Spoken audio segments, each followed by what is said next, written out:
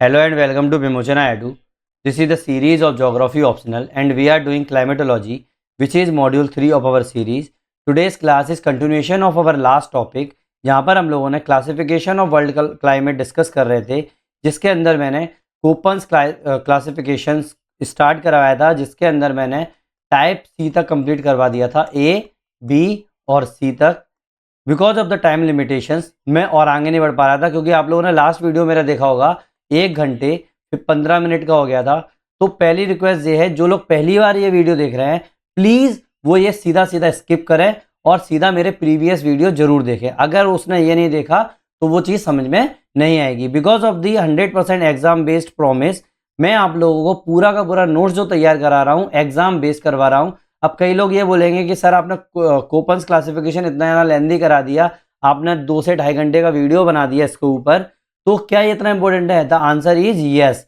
भाई पहली बात तो हम लोग ये प्रिडिक्ट नहीं कर सकते कि वो किस डायमेंशन से पूछ लेगा, तो हम लोग मैक्सिमम डायमेंशन इसमें कवर करने की कोशिश कर रहे हैं। और जो बार बार आता है वो तो हम लोगों ने करना ही करना है, तो ऐसी कोई भी बात नहीं है कि आप लोगों का ओवरलोड ऑफ इन्फॉर्मेशन हो रहा है। तो जो लोग चाहते हैं कि 100% एग्जाम बेस्ड जो जिसकी तैयारी हो और पूरा का पूरा एग्जाम बेस्ड ही उसके नोट्स तैयार हो, तो वो मेरा विमोचन एजुकेशन का जो चैनल पूरा तरीके से फॉलो कर सकता है, जिसमें मैंने जियोमॉर्फोलॉजी कंप्लीट करा दी है और क्लाइमेटोलॉजी हम लोग डिस्कस कर रहे हैं। क्लाइमेटोलॉजी के अंदर भी ये सेकंड लास्ट टॉपिक चल रहा है क्लासिफिकेशन, उसके बाद सब थोड़ा सा डिस्ट्रीब्यूशन कराऊंगा, उसके बाद मेरा क्लाइमेटोलॉजी कंप्लीट हो जाएगा। ठीक है, स्टार्ट करें अपन लोग। जो कल का है वही अपन लोग आगे बढ़ते हैं। प्लीज़ जिन लोगों ने जो वीडियो नहीं देखा है प्रीवियस वीडियो, प्लीज़ वो देखें, ये चीज़ समझ में नहीं आएगी नहीं तो। ठीक है, नाउ आज का टॉपिक है classification of the world climate, Koppen's classification. ठीक है, अब आपको पता है मैं जब भी वीडियो स्टार्ट करता हूँ उससे पहले मैं सिलेबस बताता हूँ आप लोगों को कि क्यों मैं इतना ज़्यादा कर रहा हूँ। सिलेबस में येलो वाला पोर्शन अपन कंप्लीट कर चुके हैं, रेड वाला पोर्शन अपना चल रहा है। आप देखो कोपन अपना डायरेक्ट लिखा हुआ है, वेदर एंड क्लाइमेट में कंप्लीट करा चुका हूँ। ठीक है, पेपर नंबर 2 के अंदर क्लाइमेटिक रीजन बताने हैं, तो क्लाइमेटिक रीजन्स थोड़े से तो मैं इसी में बता दूंगा कि कोपन ने क्लासिफिकेशन किए थे इंडिया के अंदर, और बाकी के अपन ज़्यादा ज़्यादा आगे बढ़ते जाएंगे, वैसे वैसे मैं क्लाइमेटिक रीजन्स बताता जाऊंगा इंडिया के अंदर। ठीक है, डायरेक्ट क्वेश्चन पीवाईक्यू में देखो कितना इंपॉर्टेंट है। भाई देखो कोपन्स का पूछ लिया है सीधा, फिर कोपन का पूछ लिया है, कोपन्स के ड्रॉबैक्स पूछ लिए हैं। ठीक है, फिर देखो कोपन कोपन कोपन, मतलब इतना ज़्यादा इंपॉर्टेंट है, इसीलिए मुझे क्या करना पड़ा, 2 वीडियोस लेने पड़े। भाई कभी भी तो लेटेस्ट 2024 में भी आया है, 28 में त्रेवर्धा का आया था, दैट मीन्स 86 से लेके 24 तक अभी भी ये रिलेवेंट बना हुआ है, तो हम लोग इसको छोड़ तो सकते नहीं है। बट हम लोगों को ये पता है कि क्लाइमेट क्लासिफिकेशन से सिर्फ 3 ही टाइप के क्वेश्चन पूछेंगे, या तो वो कोपन का पूछ लेंगे, या थॉर्नवेट का पूछ लेंगे, या त्रेवर्धा का पूछ लेंगे। बस यही है जो आता है। मैक्सिमम जो क्वेश्चन पूछे जाते हैं वो कोपन से, फिर उससे कम थॉर्नवेट का, फिर त्रेवर्धा का। त्रेवर्धा का लेटेस्ट ही 2024 के पहले क्वेश्चन आया हुआ है, देखो आया कि नहीं आया है ना नॉर्मली, तो इसीलिए अपन लोग ये कर रहे हैं। तो पूरा आगे बढ़ने से पहले मैं थोड़ा सा आप लोगों को याद दिला दूं जो मैंने लास्ट वीडियो में आप लोगों को कराया था। थोड़ा सा क्या कराया था मैंने कि क्लाइमेटिक क्लासिफिकेशन के बारे में बता रहा था। क्लाइमेट क्लासिफिकेशन एक सिस्टमेटिक अरेंजमेंट है वर्ल्ड का, जो कि based on the measurable variable. कौन कौन से वेरिएबल होते हैं? टेम्परेचर, प्रेसिपिटेशन, एवेपोट्रांसपायरेशन, मॉइस्चर अवेलेबिलिटी, और बहुत ज़्यादा फैक्टर्स होते हैं। समझ में आने वाली बात। तो जो अपने सबसे पहले जब कोपन ने जब क्लासिफिकेशन करना चालू किया था, वो कब किया था? 1900 से स्टार्ट किया था। फिर धीरे धीरे उन्होंने क्या किया, धीरे धीरे उसको एडिट आउट कर दिया और ज़्यादा उसको अच्छे तरीके से रिप्रेजेंट करने लगे 1918 और 1936 के आसपास। ठीक है, तो इन्होंने क्या किया, टेम्परेचर और प्रेसिपिटेशन को ही 2 क्या लिए, इन्हें पैरामीटर्स लिए, और सारे के सारे जो वाटर बैलेंस अप्रोच है ना उसको इसने इग्नोर कर दिया। अब वाटर बैलेंस अप्रोच को इग्नोर कर दिया तो किसने लिया, किसने जिसमें दिमाग लगाया? थॉर्नवेट ने दिमाग लगाया। थॉर्नवेट ने क्या किया, 2 और ले लिए, क्या ले लिए? पोटेंशियल एवेपोट्रांसपायरेशन और मॉइस्चर इंडेक्स। और जिन लोगों ने पुराना मेरा वीडियो देखा हुआ हाइड्रोलॉजिकल साइकिल का, उसके अंदर मैंने ये चीज को डिस्कस किया है, और आगे भी मैं ये डिस्कस करूंगा। नेक्स्ट वीडियो में यही आएगा अपना थॉर्नवेट का क्लासिफिकेशन, तब उसमें मैं और डिटेल में डिस्कस करूंगा। ये मैंने पहले कराया है और बस थोड़ा सा रिवाइज कर रहा हूँ, याद दिला रहा हूँ कि मैंने लास्ट वीडियो में क्या कराया था। ठीक है, थ्योरेटिकल बैकग्राउंड के अंदर मैंने कोपन की बात की थी। कोपन ने 1918 में बात की है। इसने क्या किया, क्लाइमेटिक क्लासिफिकेशन दिया किसके ऊपर? टेम्परेचर और वेजिटेशन के ऊपर। साथ में प्रेसिपिटेशन को भी एक चीज रखा। 3 फैक्टर्स थे इसके अंदर। ठीक है, प्रेसिपिटेशन भी थी, 3 फैक्टर्स थे। थॉर्नवेट ने 1931 में लग दिया, 1948 में उसको थोड़ा सा अपडेट कर दिया। 1931 में इन्हें इंट्रोड्यूस किया प्रेसिपिटेशन इफेक्टिवनेस इंडेक्स को। अब प्रेसिपिटेशन इफेक्टिवनेस इंडेक्स मैंने लास्ट वीडियो में बताया था, अभी भी फिर बताता हूँ कि भाई प्रेसिपिटेशन तो आपको पता है कि वेजिटेशन के लिए प्रेसिपिटेशन बहुत जरूरी है, चाहे वेजिटेशन हुआ चाहे सेटलमेंट हुआ, प्रेसिपिटेशन बहुत जरूरी होता है, बारिश आना। लेकिन किस टाइम पर आ रही है, कितनी क्वांटिटी में आ रही है, मतलब कितना इफेक्टिव है हमारे लिए, कितना फायदेमंद है, उसको बोल रहे हैं प्रेसिपिटेशन इफेक्टिवनेस इंडेक्स। ठीक है, ऐसे ही थॉर्नवेट ने 1948 में रिवाइज किया क्लासिफिकेशन को based on water balance approach using potential evapotranspiration. ये मैं और ज्यादा डिटेल में बताऊंगा, वैसे मैं करा चुका था लेकिन फिर भी मैं बताऊंगा क्योंकि ये पूरा का पूरा हम लोगों का एक ही टॉपिक के अंदर चलता जाएगा। नेक्स्ट है मैथर एंड थॉर्नवेट का, ये ज्यादा इंपॉर्टेंट नहीं है, बस हम लोग मेंशन करके आ जाएंगे कि 1955 में इंप्रूव किया मेथडोलॉजी और इंट्रोड्यूस किया क्लाइमेटिक वाटर बैलेंस कंसेप्ट को थॉर्नवेट के। तो ये पूरा तीनों के तीनों क्या है, मेरे थॉर्नवेट के ऊपर है। ठीक है, हम लोग कर क्या रहे हैं, कोपन्स क्लासिफिकेशन कर रहे हैं। कोपन्स क्लासिफिकेशन में 1946-40 में किया था, व्लादिमीर कोपन है इनका पूरा नाम। ठीक है, इनका नाम है व्लादिमीर कोपन, ये एक क्लाइमेटोलॉजिस्ट थे और बोटेनोलॉजिस्ट थे। इनने क्लासिफिकेशन किया पहली बार 1900 में, फिर धीरे धीरे रिवाइज किया 1918 और 31 में, 36 में भी, किसके साथ मिलकर, जेंजर के साथ मिलकर। ठीक है, जेजर के साथ मिलकर। ये पहला इंपेरिकल ग्लोबल क्लाइमेट क्लासिफिकेशन था। इंपेरिकल क्यों बोल रहे हैं, क्योंकि भाई इसमें मेजरमेंट डाटा लिया था, वेजिटेशन जो है एक विजिबल एक्सप्रेशन दिया था क्लाइमेट का, इनने ये चीज बोली थी।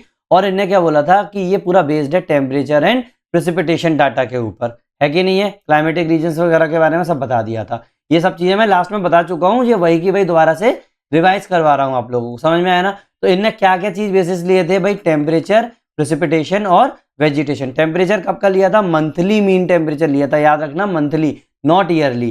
प्रेसिपिटेशन लिया था एनुअल टोटल का, प्रेसिपिटेशन लिया था एनुअल का, और वेजिटेशन है जो क्लाइमेटिक इंडिकेटर बोले जाते हैं। समझ में आने वाली बात नॉर्मली। अब देखो फंडामेंटल टेम्परेचर प्रेसिपिटेशन में अपन लोगों ने चार चीज डिस्कस कर रहे थे। एक था ट्रॉपिकल रेनी, ठीक है, टाइप ए, ग्रुप बी था ड्राई क्लाइमेट, ग्रुप सी था वार्म टेम्परेट। अब ग्रुप डी, ग्रुप ई और ग्रुप एच आज अपन लोग डिस्कस करेंगे। आई एम सॉरी फॉर दैट, थोड़ा सा गड़बड़ हो गई। हाँ ठीक है, तो क्या हो जाएगा अपना ग्रुप ई और ग्रुप एच, मतलब हाईलैंड वाला डिस्कस करेंगे। इस टेबल में नहीं बनाया लेकिन वो अपन डिस्कस कर लेंगे। ठीक है, तो अपन लोगों ने सी तक डिस्कस कर लिया था, अपन आगे बढ़ के आज करेंगे ग्रुप डी और ग्रुप ई। वो ग्रुप डी क्या है, गोल्ड स्नो फॉरेस्ट, और ई क्या है, पोलर। ठीक है, स्टार्ट करें अपन लोग ग्रुप डी, चलो स्टार्ट करते हैं। ये क्या है, ग्रुप डी में कॉन्टिनेंटल माइक्रोथर्मल क्लाइमेट, क्या है, कॉन्टिनेंटल या माइक्रोथर्मल क्लाइमेट बोलते हैं ग्रुप डी के अंदर। याद रखना, कोई भी नाम पूछा जा सकता है। ग्रुप डी में क्या है, कॉन्टिनेंटल या माइक्रोथर्मल क्लाइमेट। अब ये क्या होता है भाई, कोल्ड स्नो फॉरेस्ट क्लाइमेट है ये, मैंने बताया ना अभी, नॉर्मली अभी आपको दिखाया था कि कोल्ड स्नो फॉरेस्ट क्लाइमेट है ये।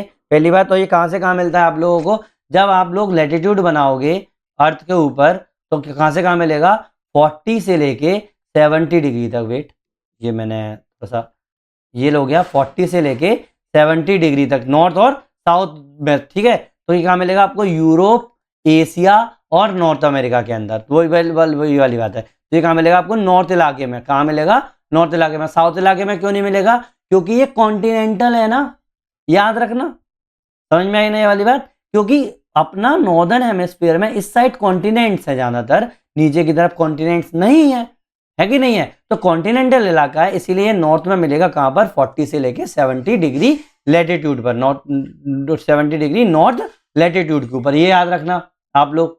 ठीक है, मैंने अभी तक जितने बताए थे सी तक वो नॉर्थ और साउथ दोनों में होते थे, लेकिन कॉन्टिनेंटल या माइक्रोथर्मल क्लाइमेट जो होगा वो आप लोगों को कहां मिलेगा, 40 से लेके 70 डिग्री नॉर्थ लैटिट्यूड में मिलेगा। तो ऑब्वियसली बात है, वहां पर क्या मिलेगा, कहां पर क्या है आप लोगों का, यूरोप है, एशिया है, नॉर्थ अमेरिका है कि नहीं है। तो वही चीज आएगी।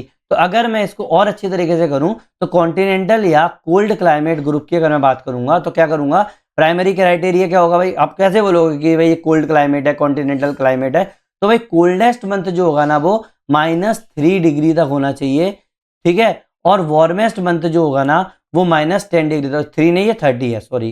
ठीक है, मेरा थोड़ा सा गलती हो गई थी, ये मैं बता दूं आप लोगों को, -30 है। आप लोगों को मैंने टेबल बताई थी, लास्ट वीडियो आप लोगों ने देखा होगा, उसके अंदर मैंने आप लोगों को पूरी टेबल बता दी थी। तो उस टेबल में लिखा हुआ था -30 डिग्री। ठीक है, याद होगा आप लोगों को। Now large seasonal temperature range, आप लोग अपने पुराने नोट्स भी देख सकते हो, उसके अंदर लिखा होगा। ठीक है, लार्ज सीजनल टेम्परेचर रेंज कितनी होगी आपकी, ठीक है। सबसे बड़ी बात, टेम्परेचर रेंज बिल्कुल सबसे ज्यादा होगा, क्योंकि देखो -30 तक जा रहा है और 10 तक जा रहा है। -30 से 10 मतलब 40 डिग्री का अंतर दे देता है पूरे सीजन के अंदर। कोल्डेस्ट मंथ -30 तक हो जाता है और वार्मेस्ट मंथ 10 डिग्री के हो सकता है, ऊपर हो सकता है। समझ में आने वाली बात नॉर्मली। तो याद रखना, कॉन्टिनेंटल माइक्रोथर्मल क्लाइमेट जो ग्रुप डी है उसके अंदर कोल्डेस्ट मंथ जो होगा वो -30 तक जा सकता है और वार्मेस्ट मंथ जो है वो 10 डिग्री के ऊपर भी जा सकता है। That means largest seasonal temperature range यहाँ पर देखने को मिल रही है। तो अब डी तो हो गया। अब सेकेंडरी लेटर्स कौन कौन से यूज कर रहे हैं अपन, भाई एफ मैंने बताया था लास्ट टाइम आप लोगों को, कोई भी ड्राई सीजन नहीं होगा। डब्ल्यू मैंने बताया था ड्राई विंटर होता है। एस मैंने बताया था ड्राई समर होता है। लेकिन ये डी ग्रुप जो होता है ना, उसमें ड्राई समर बहुत कम देखने को मिलती है हम लोगों को, याद रखना ये चीज, ड्राई सम बहुत कम देखने को मिलती है। लेकिन अगर कहीं भी मैंने यूज कर दिया डी एस तो इसका मतलब क्या होगा, मेरा ड्राई समर होगा। समझ में आने वाली बात। दूसरा प्रेसिपिटेशन पर लिया अपन ने, दूसरा लेंगे अपन टेम्परेचर पर, मतलब सेकेंड लोअर केस हो गया ये चीज। तो क्या करेंगे अपन लोग, ए क्या था अपना, हॉट समर था, मतलब 22 डिग्री सेल्सियस के ऊपर टेम्परेचर होगा। मतलब 20, पहले मैंने क्या बताया था 20, तो याद रखना लगभग 20 से 20 डिग्री सेल्सियस, तो इतना ही रखना, 20 ही रखना। तो लगभग 20 डिग्री सेल्सियस से ऊपर होगा टेम्परेचर, तो उसको क्या बोलेंगे, हॉट समर बोलेंगे। बी क्या था, वार्म समर, मतलब 22 से क्या होगा, ऊपर या बराबर ज्यादा, ठीक है। लगभग 4 महीने से ज्यादा होना चाहिए, 4 महीने या 4 महीने से ज्यादा होना चाहिए 10 डिग्री सेल्सियस से ऊपर टेम्परेचर। याद रखना इसका क्राइटेरिया है कि 4 महीने आप लोगों का टेम्परेचर 10 डिग्री या उससे ज्यादा होना चाहिए। और अगर आप लोगों को वैसे करना है, मतलब 4 महीने तक कितना होना चाहिए, 22 से लेके 10 तक आप लोगों का टेम्परेचर होना चाहिए। कितना होना चाहिए, 22 से लेके 10 तक टेम्परेचर होना चाहिए समर का। तब आप बोलोगे कि हाँ भाई ये मेरा क्या है, कॉन्टिनेंटल माइक्रोथर्मल क्लाइमेट ग्रुप है। कॉन्टिनेंटल या लिखा है, याद रखना, मैं अगर बोल रहा हूं तो इसका मतलब ये नहीं है, ठीक है। तो मतलब अगर मेरा गर्म से गर्म टेम्परेचर होगा तो मेरा 22 डिग्री के ऊपर जा सकता है, लेकिन 22 डिग्री के ऊपर जा सकता है। लेकिन अगर मैंने बात करी कि वार्म समर का बोलूंगा कि कम से कम 4 या 4 से ज्यादा महीने जो मेरे होंगे वो 10 डिग्री से लेकर, वो 4 या 4 से कम महीने जो होंगे वो 10 डिग्री से लेकर 22 डिग्री तक हो सकता है टेम्परेचर, ठीक है, महीनों का। नाउ सी का मतलब होता है कूल समर, डी का मतलब होता है very cold winter, extremely continental, ठीक है। तो अगर बहुत ज्यादा कोल्ड विंटर होगा तो एक्सट्रीमली कॉन्टिनेंटल एरा का हो जाएगा। तो ये चीजें आप लोगों को दिमाग में रखनी है, अपने नोट्स में ये चीज लिख लेना, ये जरूरी है। कभी भी अगर आपको डी ग्रुप का पूछ ले तो ये आप आराम से लिख के आ सकते हो, ठीक है। अब इसको अगर थोड़ा सा और डिटेल में देखें तो डी एफ ए, अब देखो डी एफ ए का मतलब क्या हो जाएगा, डी का मतलब हो गया कॉन्टिनेंटल, एफ का मतलब हो गया कोई भी ड्राई सीजन नहीं होगा, ए का मतलब हो गया समर जो होंगी ना वो हॉट होंगी। तो वही चीज है, देखो hot summer no dry season, hot summer no dry season. अब कभी भी पूछ ले continental hot summer no dry season के बारे में बताओ, तो वो आप लिख सकते हो उसको। टेम्परेचर कितना होगा, मैंने बता दिया था 22 डिग्री, विंटर होगी माइल्ड होगी, precipitation through out the year होगा। अब देखो इसी वाली नॉलेज को यूज करके आप प्री में भी आंसर लगा के आ सकते हो। तो ऑब्वियस ही बात है, सब कुछ आता है, मैं कितना भी करा लूँ कि भाई मैं प्री और जर्नल स्टडीज का लिंक नहीं करूंगा तो हो जाता है भाई, आप लोग पढ़ ही वही रहे हो।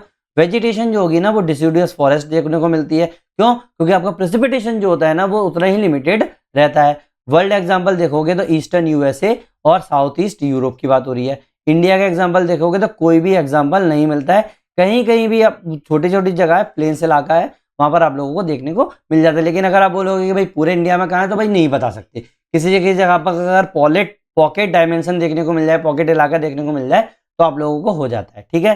ह्यूमन क्या होता है यहाँ पर, वीट होता है, मेज होता है और फॉरेस्ट्री देखने को मिलती है। तो टेम्परेचर लाइन जो होगा ना समर में क्या होगा, हाई होगा, और रेनफॉल जो होगा ना इवनली डिस्ट्रीब्यूटेड रहेगा। डीएफए का मतलब जो होगा, क्योंकि पूरे साल हो रहा है। डीएफ बी का मतलब क्या हो जाएगा, बी का मतलब है वार्म समर, और एफ का मतलब हो जाएगा नो ड्राई सीजन, ठीक है। तो टेम्परेचर क्या होगा, बिल्कुल 22 से कम रहेगा हमेशा। लॉन्ग कोल्ड विंटर देखने को मिलेगी, प्रेसिपिटेशन पूरी साल देखने को मिलेगा। वेजिटेशन की अगर मैं बात करूं तो मिक्स्ड फॉरेस्ट देखने को मिल रहा है, डिसोडियस प्लस कॉनिफेरस।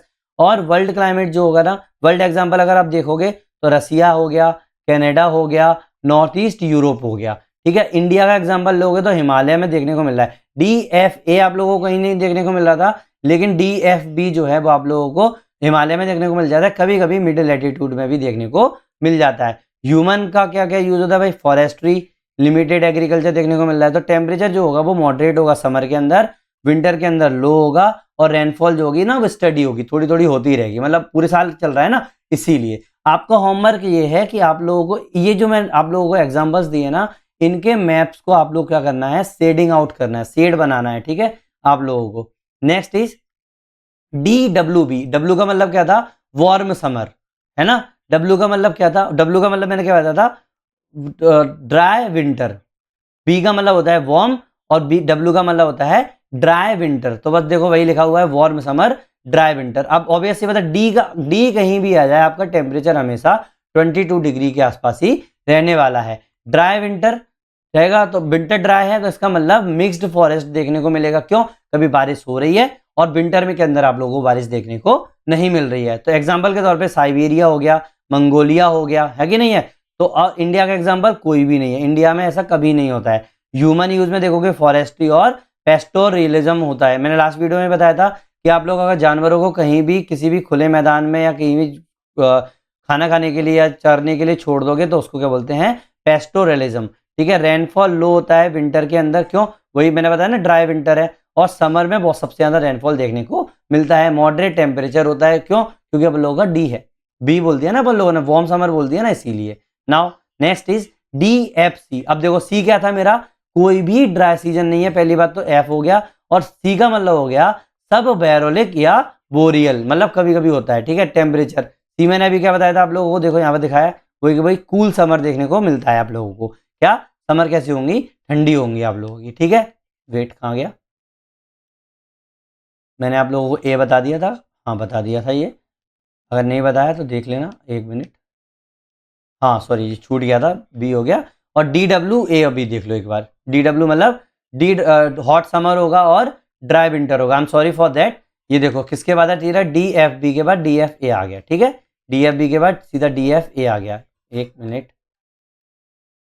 ये हो गया, ये DFA, DFB हो गया, DWA। अब क्या होगा, DWA मैं आपको बता देता हूँ। टेम्परेचर जो होगा आप लोगों का वही 22 से ऊपर होगा। ड्राई विंटर होगी आप लोगों की, डिसिडुअस फॉरेस्ट देखने को मिलेगा। कहाँ पर होगा, नॉर्थ ईस्ट चाइना, कोरिया और इंडिया में कोई भी नहीं देखने को मिलता है हम लोगों को। ह्यूमन यूज में सीजनल क्रॉप है, राइस कल्टीवेशन देखने को मिलती है। रेनफॉल पीक होगा समर में और टेम्परेचर जो पीक होगा समर में। समझ में आई ना ये वाली बात, नॉर्मली आ गई ना, क्योंकि ड्राई विंटर हो गई ना इसीलिए। अब बी में क्या था, मैंने बताया था वार्म समर है और ड्राई विंटर है, ये मैं बता चुका हूँ। बस टेम्परेचर याद रखना उल्टा हो जाता है, टेम्परेचर उल्टा हो जाता है। क्यों, क्योंकि आप लोगों का हॉट समर है, डब्ल्यू का मतलब क्या है, हॉट समर है। यहाँ पर क्या हो जाएगा, वार्म समर है, तो 22 से कम टेम्परेचर है इसके अंदर, और WB के अंदर और WA के अंदर हॉट समर है, तो 22 के ऊपर टेम्परेचर है, याद रखना ये चीज, है ना। नाउ DFC, सी क्या है मेरा, अपना आप कोल्ड हो गया, ठीक है। तो बस वही चीज बोल दिया, तो क्या हो जाएगा मेरा, शॉर्ट कूल समर होगा, लॉन्ग कोल्ड विंटर होगा, है कि नहीं। शॉर्ट कूल समर होगा, लॉन्ग कोल्ड विंटर होगा। प्रेसिपिटेशन जो होगा ना वो पूरी साल देखने को मिलेगा, क्योंकि मैंने एफ लगा दिया, ठीक है। सब बार्टिक बोल सकते हो उसको, या बोरियल भी बोल सकते हो, ठीक है। सब बार्टिक या बोरियल भी बोल सकते हो। किस चीज को बोलोगे, क्योंकि इसमें शॉर्ट कूल समर और लॉन्ग कूल विंटर देखने को मिल रही है। नाउ वेजिटेशन जो होगी ना आप लोगों की, कॉनिफेरस देखने को मिलेगी, टाइगा वाला टाइप का। वर्ल्ड एग्जाम्पल देखोगे तो साइबेरिया हो गया, कनाडा हो गया, अलास्का हो गया। यहाँ पर आप लोगों को कभी भी गर्मी नहीं होती है, हमेशा कूल समर देखने को मिलेंगी और कोल्ड विंटर देखने को मिलेंगी, ठीक है। इंडिया में हायर हिमालय, जो ऊपर वाला हिमालय है ना, वहां पर आप लोगों को एक्सट्रीम नॉर्थ अगर देखोगे, सिक्किम और लद्दाख का इलाका, तो वहां पर आप लोगों को क्या देखने को मिलता है, DFC वाला क्लाइमेट जोन देखने को मिलता है। ह्यूमन यूज फर देखने को मिलेंगे, फॉरेस्ट्री देखने को मिलेगी, बहुत ज़्यादा कोल्ड विंटर लाइन देखने को मिलेगी, और समर जो होगा आप लोगों का 22 डिग्री से भी कम देखने को मिलेगा। रेनफॉल मॉडरेट होती है यहाँ पर, याद समझ में आई ना। DFD, डी क्या था मेरा, सब आर्कटिक, क्या हो गया, सब आर्कटिक या बोरियल। अब W है तो ड्राई विंटर होगा, ऑब्वियस सी बात है। तो टेम्परेचर या रेनफॉल देखने को मिलेगा, तो क्या होगा, शॉर्ट कूल समर देखने को मिलेंगी और ड्राई विंटर देखने को मिलेगी। शॉर्ट कूल समर और ड्राई विंटर देखने को मिलेगी सी में। और वेजिटेशन जो होगा ना वो कॉनिफेरस होगा या स्पार्स टाइगर देखने को मिलेगा। वर्ल्ड एग्जाम्पल में अगर बात करूं तो सेंट्रल साइबेरिया और मंगोलिया। इंडियन एग्जाम्पल कोई भी नहीं है। ह्यूमन यूज में पास्टोरियलिज्म होगा, मतलब जो जानवर होंगे दूर दूर चरने के लिए आप आराम से छोड़ दोगे। डायग्राम में अगर आप बनाना चाहो तो मैंने लास्ट टाइम जो वीडियो देख रहे हैं उन लोगों को पता है मैं क्या कर रहा हूँ। Rainfall low in winter, peak जो होगा समर में होगा और टेम्परेचर लो समर में होगा। वही मैंने लास्ट टाइम आपको याद होगा, मैंने इस तरीके से बताया था, टेम्परेचर वाला वो बताया था कि रेनफॉल विंटर और समर, समर विंटर और समर ऐसे बनाना और इस तरीके से कर देना। ये रेनफॉल का हो गया। और जो आप लोगों का पीक का मिलेगा समर में देखने को मिलेगा, लो विंटर में देखने को मिलेगा। तो क्या करोगे आप लोग, यहाँ पर विंटर कर देना, यहाँ पर समर कर देना, यहाँ पर विंटर कर देना। तो इस तरीके से होगा। टेम्परेचर लो समर में होगा, तो अगर मैं टेम्परेचर का बनाऊंगा तो समर में टेम्परेचर लो होगा और ये विंटर में बहुत ज़्यादा होगा। तो मैं उल्टा कर दूंगा, ऐसे ही टेम्परेचर कर दूंगा, ये मेरा समर हो जाएगा, ये विंटर हो जाएगा। और ये टेम्परेचर लो समर में है ना, तो टेम्परेचर लो हो जाएगा समर में, विंटर में तो और ज़्यादा लो हो जाएगा, लोएस्ट हो जाएगा ना, तो बस वही चीज़ हो जाएगी। तो इस तरीके से लो कर देना आराम से, इस तरीके से, ठीक है, ऐसे लो, ऐसे बना देना नॉर्मली। तो विंटर में और लो हो जाएगा। तो आप क्या करोगे, नॉर्मली इसको 22 पे रखोगे, 22, और यहाँ से 22 से ऐसे जाएगा, विंटर में जाएगा और इस तरीके से ऐसे हो जाएगा। इस तरीके से कहते हैं 22 की लाइन जो है, मान लो ये 22 की लाइन है, ठीक है, 22 से नीचे ही रहने वाला है ना, तो समर में इतना रहेगा, विंटर में आ जाएगा, ऐसे तरीके से ऐसे हो जाएगा। तो ये होगा समर विंटर समर, ऐसे कर देना।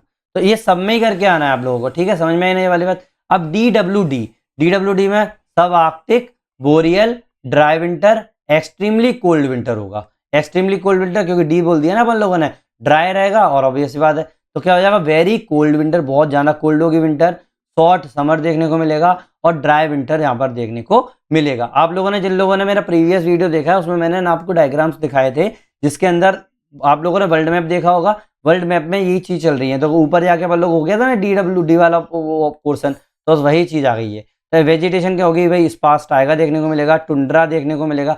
टाइगर टुंड्रा क्या होता है मैं आप लोगों को जब बायोम्स बताऊंगा तो और अच्छा समझ में आ जाएगा। वर्ल्ड एग्जांपल देखो भाई, बहुत ज़्यादा साइबेरिया का बिल्कुल ईस्टर्न इलाका जो होगा ना साइबेरिया का, उधर आप लोगों को देखने को मिलता है। इंडिया का कोई भी एग्जाम्पल नहीं देखने को मिलेगा। लिमिटेड पास्चरिज्म होगा, हंटिंग यहाँ पे देखने को मिलती है, ठीक है। एक्सट्रीम विंटर टेम्परेचर ड्रॉप हो जाता है यहाँ पर और लो रेनफॉल देखने को मिलती है, ठीक है, क्योंकि बहुत ज़्यादा सर्दी है। तो ये चीज़ दिमाग में रखना, ज़्यादा नहीं है, आप लोग समझ में आ रहा होगा, 4-4 लाइन लिखनी है, बहुत बहुत। Now next group is, D हो गया अपना complete. Next group is polar and tundra climate. क्या, पोलर एंड टुंड्रा क्लाइमेट, जिसको अपन लोग ई ग्रुप बोल रहे हैं। क्या बोल रहे हैं, ई ग्रुप बोल रहे हैं, पोलर एंड टुंड्रा क्लाइमेट। एक मिनट में इसको इस तरीके से कर देता हूँ, ये हो गया, आप लोग इस तरीके से देख सकते हो, ये बना हुआ है, ठीक है। नाउ टाइप क्या है, टुंड्रा। पहला क्या होगा, टुंड्रा क्लाइमेट, ई तो है ही है, ई में भी टुंड्रा देखेंगे। टुंड्रा क्या होगा, टुंड्रा में टेम्परेचर जो होगा ना वो 0 से लेके 10 डिग्री तक हो सकता है। मतलब वार्मेस्ट मंथ जब भी होगा, गर्म से गर्म महीना भी होगा ना, तो 10 डिग्री के ऊपर उसका टेम्परेचर नहीं जाएगा। और टुंड्रा के अंदर क्या होता है, लो रेनफॉल देखने को मिलता है। रेनफॉल होता है लेकिन थोड़ा सा देखने को मिलता है।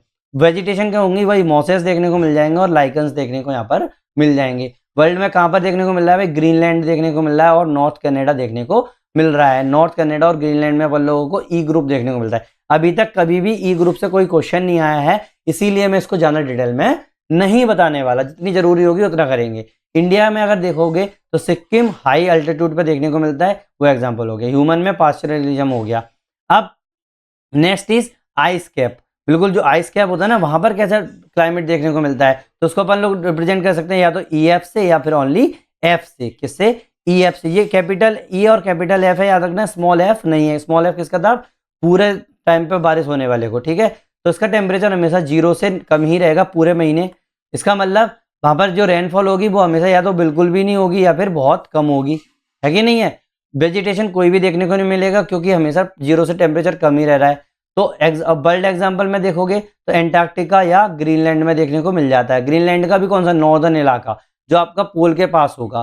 फिर इंडिया का एग्जाम्पल देखो, इंडिया में तो कोई ऐसी जगह है ही नहीं, ठीक है। और ह्यूमन यूज बिल्कुल रिसर्च के लिए अपन यूज कर रहे हैं। आपको पता है एंटार्क्टिका में अपनी कितनी सारी रिसर्च चल रही है, तो बस एंटार्क्टिका आर्कटिका यहाँ पर हम लोग रिसर्च कर रहे हैं। तो ह्यूमन का यूज कहाँ होगा है, रिसर्च के अंदर हो रहा है। समझ में आने वाली बात। नॉर्मली बस टुंड्रा और आइस कैप वाला अपन देख लो। नॉर्मली 10 तक अपना क्या होगा, टुंड्रा, और 0 पर क्या होगा अपना होगा आइस कैप होगा। याद आया ना समझ में। अगर आप लोगों को और अच्छे तरीके से लिखना है तो टुंड्रा क्लाइमेट में क्या होगा, 10 डिग्री तक रहेगा। बिल्कुल रेनफॉल या तो होगी ही नहीं या फिर स्नो में प्रेसिपिटेशन हो सकता है, या तो स्नो होगा या फिर बहुत कम होगा। वेजिटेशन जो होगा ना, मॉसेस होंगे, लाइकन होंगे, ड्वार्फ श्रब्स देखने को मिल सकते हैं। ग्रीनलैंड, नॉर्थ कनाडा और आर्कटिक आइलैंड देखने को मिलेगा। इंडिया में सिक्किम हाई एल्टीट्यूड रीजन्स में देखने को मिलता है। ह्यूमन में पास्चरलिज्म, मिनिमम एग्रीकल्चर। फिर EF या एफ क्लाइमेट अगर देखोगे तो आइस कैप क्लाइमेट की बात हो रही है। पूरे मंथ में 0 से डिग्री से भी कम टेम्परेचर देखने को मिलेगा। रेनफॉल जो होगा बहुत कम होगा। वेजिटेशन कुछ भी नहीं होती है यहाँ पर। एंटार्क्टिका या ग्रीनलैंड में देखने को मिलता है, इंडिया में तो बिल्कुल भी नहीं होता है। ह्यूमन एडेप्टेशन में रिसर्च स्टेशन यहाँ पर अपन लोग लगा रहे हैं। समझ में आने ये वाली बात। नॉर्मली आपको होमवर्क क्या है, आप लोगों को यहाँ पर वर्ल्ड मैप बनाना है और उस पर शेडिंग करनी है कि भाई ये यहाँ पर देखने को मिलता है। ठीक है, एक स्पेशल ग्रुप है। ठीक है, ये तो अपन लोगों ने बता दिया। एक स्पेशल ग्रुप है कि भाई आप लोगों ने देखा होगा कि आप लोगों के हाईलैंड देखने को मिलते हैं जो आपके एल्टीट्यूड में बहुत ऊंचे होते हैं, और आप लोगों को बताया कि जैसे जैसे आप ऊपर जाओगे टेम्परेचर घटता चला जाएगा। तो इसीलिए उस जगह का भी क्लाइमेटिक जोन थोड़ा सा अलग बना दिया है। तो उसको अपन लोग क्या बोल रहे हैं, हाईलैंड बोल रहे हैं। कोड इसको बोलते हैं एच, कैपिटल एच। टेम्परेचर क्या होता है, हमेशा एल्टीट्यूड के साथ वेरी करता है। जैसे जैसे ऊपर बढ़ोगे वैसे वैसे वेरी करता जाएगा। तो अगर टेम्परेचर वेरी कर रहा है तो रेनफॉल भी वेरी करेगा। वेजिटेशन कैसे हो सकती है, तो जब वो वेरी कर रहा है तो एल्पाइन भी हो सकती है, मीडोज भी हो सकते हैं, और कॉनीफेरस भी देखने को मिल सकते हैं। वर्ल्ड का एग्जांपल अगर बात करोगे तो एंडीज रेंजेस और आल्प रेंजेस है कि नहीं, एंडीज और आल्प की माउंटेन्स है। इंडिया में हिमालय है, ऑब्वियस सी बात है। ह्यूमन क्या करेगा भाई, पास्चुरिज्म होगा और हॉर्टिकल्चर देखने को यहाँ पर मिल सकता है। समझ में आया ना। तो ये मैंने आपको मोटा मोटा लगभग सारे जो टाइप्स थे कोपन के वो मैंने आपको बता दिए हैं। ठीक है, आप लोगों को नोट्स में तैयार करने हैं और बस याद उतना ही करना है जितना हम लोग लिख के आएंगे। अगर किसी ने पूछ लिया भाई एच ग्रुप के बारे में बता दो तो लिख दो, ई ग्रुप के बारे में पूछ लिया तो लिख दो, और मैंने एक टेबल बताई दी थी तो उसी से आप लोगों का कर देना है नॉर्मली। अगर नहीं पूछा है तो वो अकेली टेबल लिखाना, अगर पूछा है स्पेशल तो स्पेशल भी लिखाना। तो इसीलिए मैंने सारे डायमेंशन करा दिए। अब देखो merits of the Koppen's classification, क्या देखोगे, अब देखेंगे हम मेरिट्स देखेंगे। और याद रखना आगे मैं आप लोगों को साथ में यही बताऊंगा कि एग्जाम के अंदर आप किस तरीके से लिख के आ सकते हो मेरिट्स को। अभी मैं क्या कर रहा हूँ, पूरा का पूरा बता रहा हूँ जिससे आप लोगों को सारे डायमेंशंस में यूज करके आ पाओ। ठीक है, आई ना समझ में। तो चलो स्टार्ट करते हैं। Merits of the Koppen's classification. क्या merits of the Koppen's classification, पहला एस्पेक्ट है एम्पेरिकल एंड क्वांटिटेटिव। क्या है, एम्पेरिकल एंड क्वांटिटेटिव। भाई क्या करोगे भाई, बेस्ड ऑन मेजरेबल डाटा, क्योंकि कोपन ने क्या था मेजरेबल डाटा यूज किए थे। क्या, टेम्परेचर, प्रेसिपिटेशन, वेजिटेशन, है कि नहीं, यही तो चीजें ली हुई हैं। तो इसका मतलब बिल्कुल मेजरेबल डाटा पर बेस्ड है। इससे आप लोगों को साइंटिफिक एंड रिप्रोड्यूसिबल चीज मिल जाती है। समझ में आया ना। Example temperature and rainfall data. Global coverage है पूरे का पूरा भाई, यूनिफॉर्म एप्लीकेशन है पूरे वर्ल्ड वाइड पे। भाई देखा ना अपन लोगों ने कि लैटिट्यूड बेस पर ने कर दिया तो पूरे ग्लोबल पे भी कवरेज दे रहा है। फ्रॉम ट्रॉपिक्स टू पोल्स, पूरा ट्रॉपिक्स से लेके पोल्स तक देखने को मिल रहा है। तो ये आपका क्या है, मेरिट्स हो गई। वेजिटेशन कोरिलेशन देखने को मिल रहा है आप लोगों का, ये बिल्कुल मैच कर रहा है climate with the natural vegetation को, क्योंकि ये क्या थे, क्लाइमेटोलॉजिस्ट थे और अपने के वेजिटेशन वाले पूरी बॉटनी के बॉटनोलॉजिस्ट थे ना। तो ये पूरा यही तो रिसर्च कर रहे, तो इसीलिए ये क्लाइमेट को नेचुरल वेजिटेशन से क्या कर रहा है, मैच कर रहा है। समझ में आई नहीं वाली बात नॉर्मली। तो इससे क्या होगा, इकोलॉजिकल रियलिज्म होगा। क्या होगा, इकोलॉजिकल रियलिज्म देखने को मिलेगा। समझ में आई नहीं वाली बात, आई ना। Wait, I am sorry for that. Rain forest जो हो गए, तो इससे रेन फॉरेस्ट क्या हो जाएगा, अब अगर आप बताओ ना चाहो नॉर्मली, अब आपने बताया नॉर्मली, अभी हमने जितने भी टाइप देखे, समझ में आया ना। मैंने कहा था वेजिटेशन कोरिलेशन कर दिया ना, तो हम लोगों ने टाइप देखे। हम लोगों ने देखा भाई एक रेन फॉरेस्ट है, आपको पता है रेन फॉरेस्ट में क्या होता है, बारिश हमेशा होती है, एवरग्रीन होता है हमेशा। तो अगर आपसे किसी ने पूछ लिया कि भाई कोपन्स क्लासिफिकेशन के अकॉर्डिंग रेनफॉल किस कैटेगरी में वो करेगा, तो आप क्या बोलोगे, भाई ये तो ट्रॉपिक इलाका है और एवरग्रीन है, तो इसका मतलब कभी भी बारिश खत्म नहीं होगी, तो ए एफ कैटेगरी में आएगा। तो बस वही आ गया, रेन फॉरेस्ट जो हो गया मेरा ए एफ टाइप में आ गया। एग्जाम्पल बताया ये मैंने, ठीक है। तो इस तरीके से आप कोरिलेट कर सकते हो। कंपेरेटिविलिटी, कंपेयर कैसे करोगे भाई, कंपेयर कर सकते हो रीजनल क्लाइमेट को। जैसे आपको अगर बोल दिया कि सी एस को सी डब्ल्यू से क्लाइमेट को आपको क्या करना है, कंपेयर करना है। जैसे सी एस का मतलब क्या हो गया आप लोगों का, नॉर्मली डब्ल्यू का मतलब क्या हो गया, ड्राई विंटर, एस का मतलब हो गया ड्राई समर, है कि नहीं। सी का मतलब ड्राई विंटर और ड्राई समर, और सी का मतलब क्या होगा, टेम्परेट, सी का मतलब हो गया टेम्परेट। तो बस वही चीज हो गई आप लोगों की, temperate dry summer, temperate dry winter. तो आप लोग वैसे ही बता दोगे, अरे अच्छा इसमें तो विंटर में आप लोगों को ड्राइनेस आएगी और उसमें जो सी एस है उसमें समर के अंदर ड्राइनेस आएगी। तो आप इसको कंपेयर भी कर सकते हो चीजों को, ठीक है। ये भी मेरिट हो गया। Next is clarity and simplicity. भाई सबसे अच्छी बात है, क्लैरिटी दे रहा है और सिंप्लिसिटी दे रहा है। भाई बिल्कुल इजी कोडिंग सिस्टम हो गया। कोई लेटर दिखाना है, मान लो ए एफ है, अब आपको ए पता है, एफ पता है, ए का मतलब पता है, एफ का मतलब पता है, तो आप और आराम से बता दोगे कि भाई ये आप लोगों का क्या हो गया, ट्रॉपिकल ह्यूमिड हो गया, ट्रॉपिकल एवरग्रीन हो गया। तो बस कभी भी इसमें वो नहीं आएगा। ऐसे AWCS सबके आपको मीनिंग पता है, आप सीधी कोडिंग करो, कोडिंग से समझ में आ जाएगी automatic. Now basis for the later model, क्या बिल्कुल लेटर मॉडल, दूसरे जो मॉडल्स थे ना, जैसे फॉर एग्जांपल थॉर्नवेट हो गया, थ्रेवर्दा हो गया, थॉर्नवेट ने 1948 में दिया, थ्रेवर्दा 1966 में था, तो इसका बेस है। अगर थॉर्नवेट ने भी बात की है तो पहले उन्होंने कूपन के बारे में देखा, उसके बाद ही किया है, तो मतलब कंसेप्चुअल लिंकेज बनाया है इनने, सीधी सीधी बात है कि नहीं है। तो ये मेरिट्स हो गए। नेक्स्ट, इसी के अंदर मैं अगर बात करूं, एग्जाम के अंदर क्या लिखोगे, इतना सारा तो लिखोगे नहीं, टाइम तो मिलता नहीं इतना, तो एग्जाम के अंदर कम से कम इतना लिखाना कि भाई merits of the coupon system के अंदर इजी कोडिंग होती है, AF CSA DFB वगैरह वगैरह, तो मतलब मेमोराइजेशन होता है, मेमोराइजेशन फ्रेंडली होता है, ठीक है, बिल्कुल शॉर्ट में लिख के आना है। तो next is correlation with the vegetation होगा, तो मतलब इकोलॉजिकल रिलेवेंस देखने को मिलेगा।